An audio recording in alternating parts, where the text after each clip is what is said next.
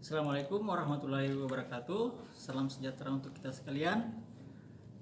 Baik, perkenalkan, nama saya Ruslan, dosen program studi pendidikan bahasa Inggris, Fakultas Keguruan dan Ilmu Pendidikan Universitas Muhammadiyah Sorong.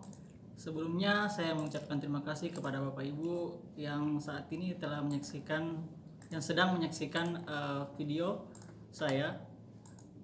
Adapun video saat ini adalah saya akan menceritakan tentang deskripsi mata kuliah yang saya ampuh pada semester ini, semester ganjil. Adapun mata kuliah yang saya ampuh yaitu Intermediate Grammar and Use, dan saya ajarkan di semester 3 dengan bobot SKS 2 SKS. Baik, ada beberapa deskripsi atau gambaran umum terkait mata kuliah yang saya bawakan pada semester ini. Yang pertama, deskripsi mata kuliah ini adalah mengkaji konsep pembelajaran yang mendalam tentang struktur bahasa Inggris dan mengaplikasikannya baik secara lisan maupun tulisan. Kemudian sesuai dengan RPS, saya sebutkan capaian pembelajaran di mana mahasiswa dapat menguasai konsep, struktur, materi, dan pola pikir keilmuan bahasa Inggris yang diperlukan untuk melaksanakan pembelajaran, yang kemudian mengaplikasikan konsep dan prinsip pedagogi bahasa Inggris serta keilmuan bahasa Inggris untuk melakukan perencanaan, pengelolaan, implementasi, evaluasi, dan inovasi pendidikan. Ada beberapa materi dalam mata kuliah ini yang merupakan core material. Yang pertama adalah nominal and verbal sentence, kemudian preposisi, noun phrase, elliptic sentence, conditional sentence, dan gerund dan infinitives. Namun pada saat ini sesuai dengan RPS saya sedang membawakan materi tentang noun phrase. Adapun indikator dari materi ini adalah siswa diharapkan mampu menggunakan noun phrase secara lisan maupun tulisan secara komprehensif. Ada beberapa materi referensi utama yang saya gunakan. Salah satunya adalah dari Azad British Grammar 2003, Fundamental of English Grammar edisi ketiga, Longman. Baik Bapak Ibu, itu sedikit gambaran umum tentang deskripsi mata kuliah saya. Selanjutnya saya akan menjelaskan bagaimana konsep delivery pada mata kuliah ini, yaitu ada dua konsep yang saya lakukan atau cara yang saya lakukan. Yang pertama face to face learning, kemudian student center learning, dimana pada face to face ini saya melakukan interaksi kepada mahasiswa baik secara langsung tatap muka, ya. Kemudian saya menjelaskan beberapa materi dan diperhatikan langsung oleh mahasiswa tersebut. Proses yang kedua adalah SCL, yang saya sebut adalah student center learning, di mana pada metode ini adalah siswa selaku pusat pembelajaran. Jadi adapun cara saya adalah saya memberikan materi khusus atau materi utama pada sebuah pertemuan. Kemudian mahasiswa lebih aktif dan mencari tahu sumber informasi terkait materi utama dari mata kuliah itu sendiri. Kemudian interaksi yang saya lakukan pada proses pembelajaran, selain di kelas, saya juga membuka ruang kepada mahasiswa untuk berdiskusi, baik itu di luar kelas, ya, sebagai tindakan preventif bagi saya dan bagi mahasiswa ketika mereka tidak mengerti proses pembelajaran itu atau materi yang saya telah berikan. Ya, kemudian dalam proses pembelajaran itu saya juga menggunakan media pembelajaran, ya. Adapun media pembelajaran yang saya lakukan adalah Google Classroom, di mana prosesnya adalah saya bisa menilai, kemudian saya bisa memberikan tugas-tugas kepada mereka dan memberikan tema yang akan saya sajikan pada saat saya akan memberikan materi pada saat itu juga, atau sebelum materi yang saya sajikan. Pada proses selanjutnya adalah assessment, penilaian. Ya, ada beberapa komponen penilaian yang saya lakukan. Yang pertama, kehadiran dan partisipasi kelas dalam diskusi, kemudian kuis dan tugas, dan selanjutnya mid semester, dan terakhir final semester. Adapun bobot penilaiannya adalah kehadiran saya berikan 30%, kemudian kuis itu tugas itu 20%, mid semester 25%, dan final semester adalah 25%. Baik Bapak Ibu, itulah beberapa konsep yang saya lakukan pada proses pembelajaran di mata kuliah ini. Selanjutnya di video saya selanjutnya akan memberikan sedikit beberapa gambaran tentang bagaimana saya mengajar di kelas. Terima kasih Bapak Ibu. Assalamualaikum warahmatullahi wabarakatuh, dan salam sejahtera untuk kita semua. Assalamualaikum warahmatullahi wabarakatuh. Waalaikumsalam warahmatullahi wabarakatuh. And good afternoon everybody. Again, thank you so much. Today we are back our class in our material about noun phrase. Yeah, noun phrase this including about intermediate grammar in use. Of course, di masa SMA atau di SMP tentunya sudah mendapat materi tentang phrase atau noun ataupun non phrase, ya. Nah, ketika kita berbicara non phrase itu semua cabang atau akar masalahnya ada di grammar. Ya.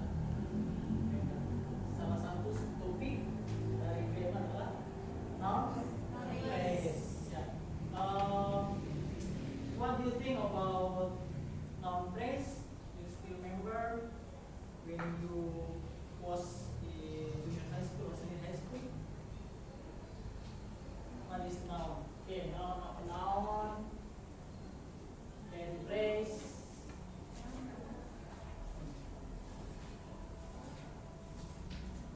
Noun is kata benda, ya. Noun is kata benda in bahasa, ya. Kata benda. What about phrase? Phrase? Group of words katanya. Itu apa tadi katanya? Frasa atau phrase. Frasa, ya. Ini Indonesia frasa. Ya. Atau disingkat apa nih? In bahasa. Bisa nggak saya katakan phrase di bahasa anak kalimat? Ya. Oke. Anak kalimat.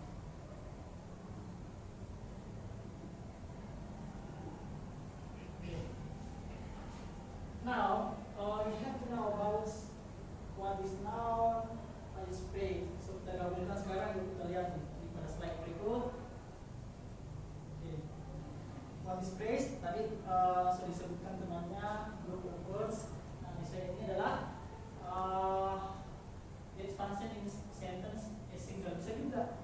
Tapi baik ini keduanya adalah bagian dari part of speech.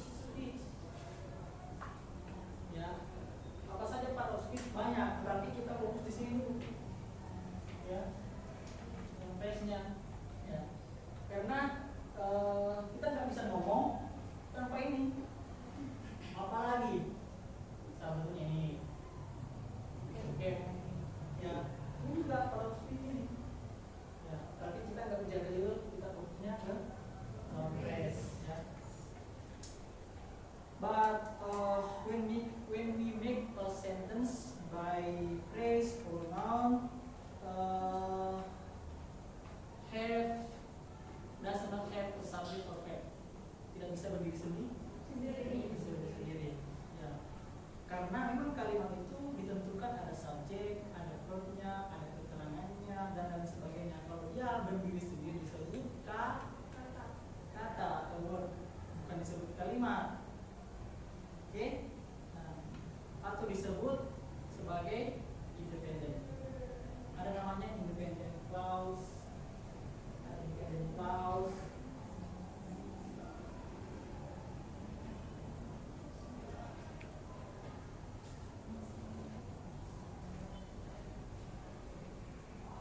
Oke, next.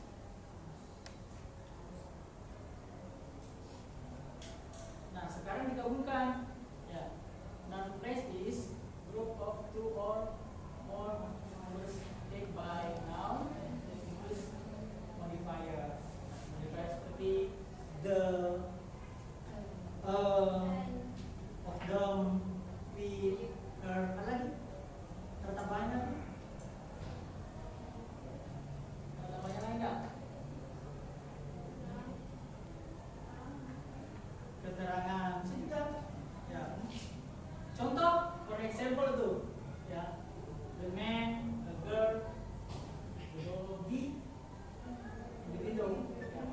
Mana nounnya? Jadi ada head nounnya misalkan man, kemudian modifiernya the, ya, modifier vernya head nounnya, kemudian the and the sebagai modifier.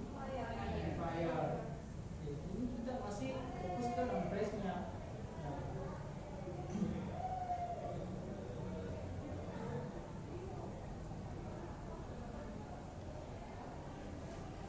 Bagaimana sih kita bisa mengidentifikasi kalimat itu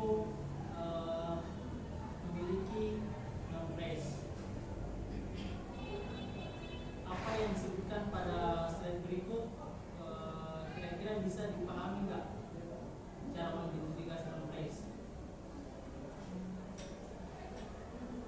Apanya?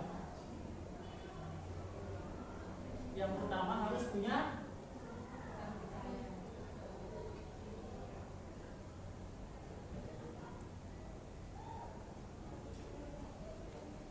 singkat TP.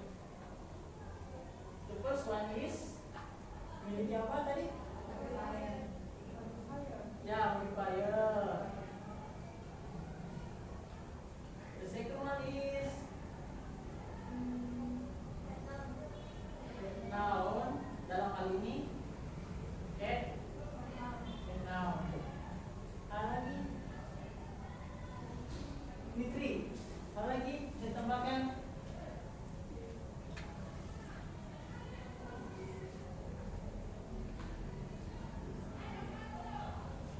lagi.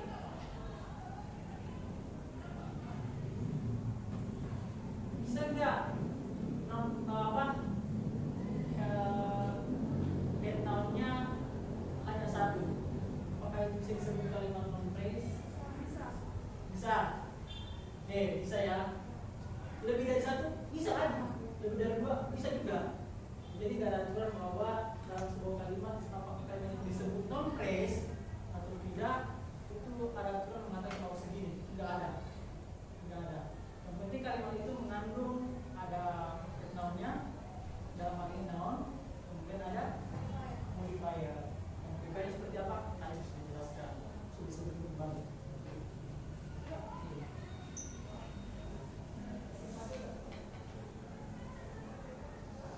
Jadi cara untuk mengidentifikasi ya dua ya, ada modifier dan noun. Dalam hal ini noun. Ya. Contoh frasa benda, ya. Misalkan bola, sepak bola, bisa nggak dimodifierkan itu bolanya? Kata bola, sepak bola bisa. Ada lagi bola. Dari kata bola, sepak bola, bola basket,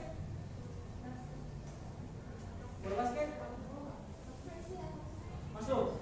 Oke, jadi banyak ya kategori kan bola umum, kemudian juga rumah, sebuah rumah bisa kita katakan the home atau the house. Bisa saya katakan the home, the house, bisa. Kemudian gadis, kemudian juga kursi bisa juga.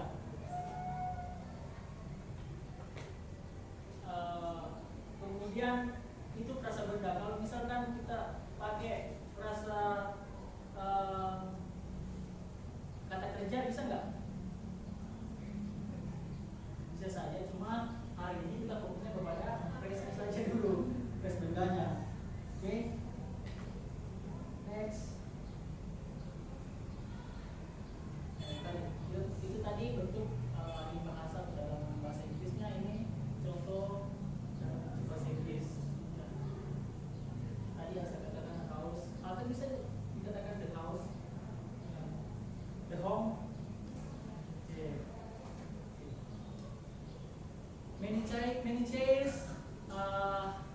change to some change. Saya ubah ke some change. Masuk. Ya. Oke.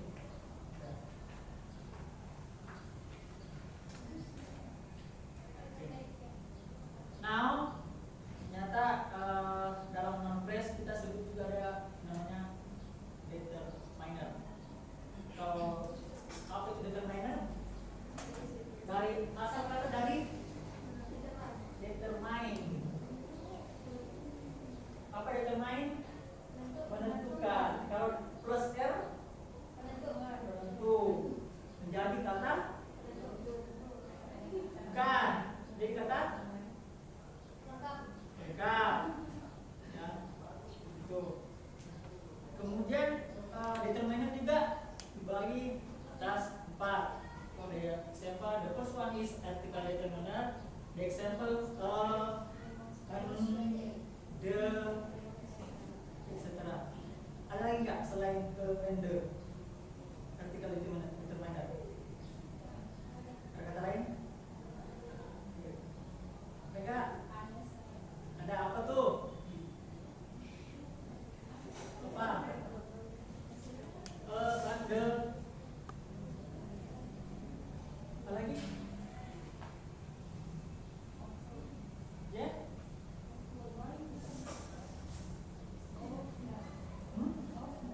Off. Nggak masuk off. Dia masuk bacaan sama. Ya. Kalau nggak ada itu nanti jadi PR di rumah ya.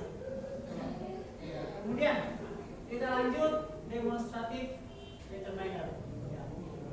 Demonstratif ada this, that. Ini sebenarnya ini dan itu tetapi tergantung dari bentuk jamak atau tunggal. Oke. Kemudian posesifnya pastilah kemudian determiner, misalkan my, our, his, hers, ya, mine, ya, mine ya. Kemudian numeriknya, mine, pernah kita singgung tentang one, per, some, any, few. Numerik determiner ini kalau dalam bentuk angka disebut ordinal number dan ordinal number. Oke, some, any, a few, kemudian apa lagi? Selain some, any, a few, bukan di atas some, any, ada nggak? Beberapa itu selain some? Lot of. Ya, lot of. Few, several. Ya. Oke. Jadi tinggal ditambahkan aja. Jadi etc. itu sebenarnya masih ada, sama yang di atas. Saya tanyakan tadi, and the ada nggak? Ada. Karena di situ masih ada etc. dan lain-lain, berarti masih ada. Biar kalian di rumah nanti cari. Oke. Ya.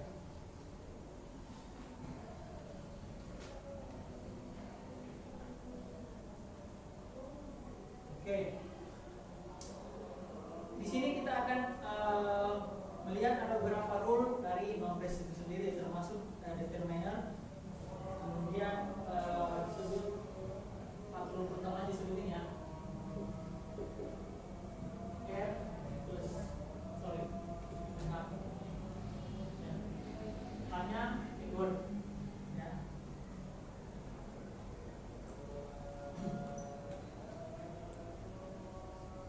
Kalau ini kan ada beberapa determiner, sudah bisa bedakan tuh yang mana numerik, yang mana artikel determiner, yang mana posisi determiner.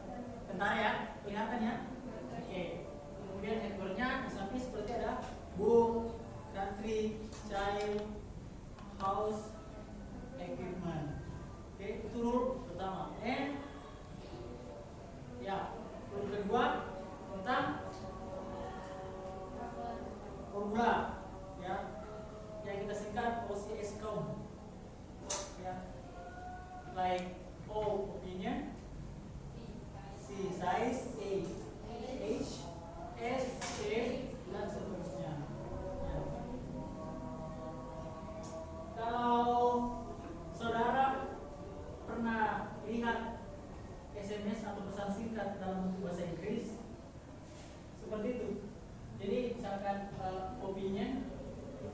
aja. Itu kalau misalkan lawan bicara kita ngerti kalau paham, kalau enggak jangan. Nanti salah-salah, nanti nggak nyambung. Ya.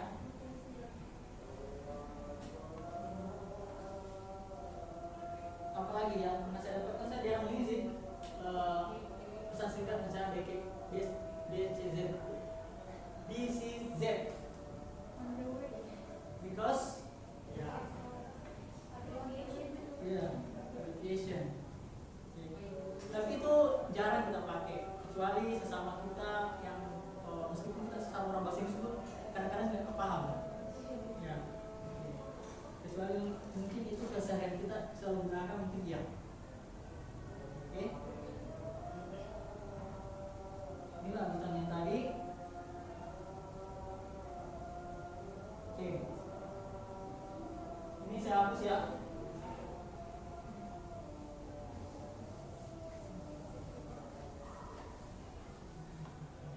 Oke. Rule ketiga, there are determiner per in plus head word. Ya, jadi tambah lagi ada determinernya, ada verb in, and then ya. Kalau misalkan dijadikan kalimat, bisa juga tinggal tambah apa tuh di situ, dari kata reading book. Ya, dari rumus determiner plus verb in plus head word. Buatkan kalimat ini bisa nggak? Bisa ya? Seperti apa?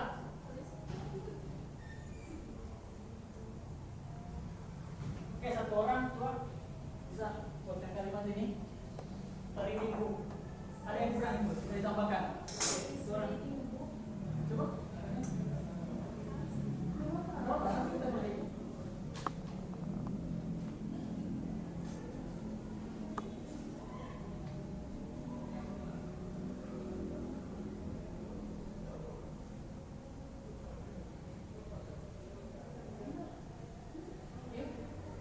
Thank you.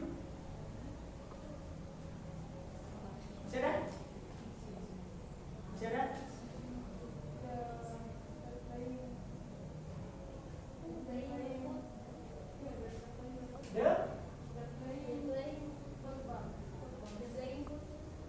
Tidak, sini dulu. Pakai ini dulu, pakai keywords ini, pakai keywords ini. Selain ini oke. Ada yang selain ini? Ada? Ganti aja subjeknya. Ya, pakai apa sini? Subjeknya?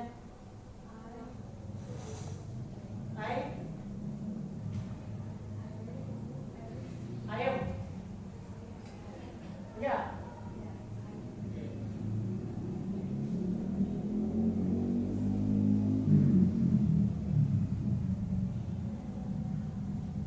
Oke.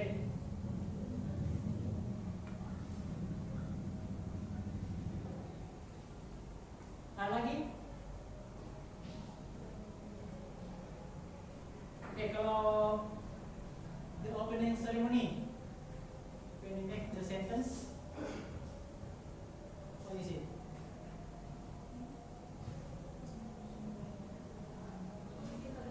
Yeah.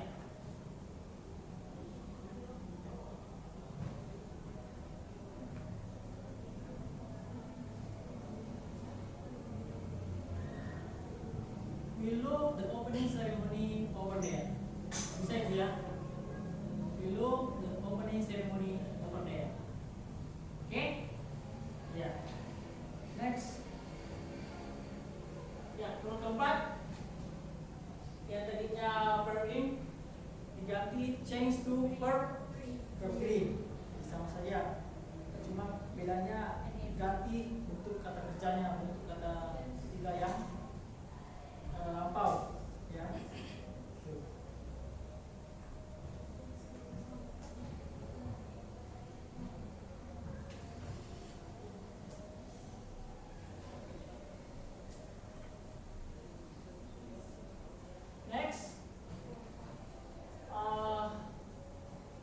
Huruf kelima, determiner, noun, and headword.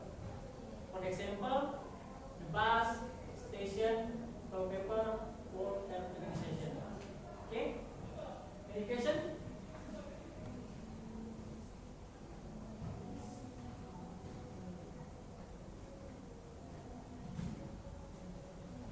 As far we know, any questions? Okay? Got it? Okay. I think that's all. Nanti tugasnya tadi yang saya suruh tolong dicari di rumah. Ya, itu PR-nya. Ya, pekan depan saya akan kembali cek dan buat kalimat. Thank you so much. See you next time. Assalamualaikum warahmatullahi wabarakatuh and good afternoon.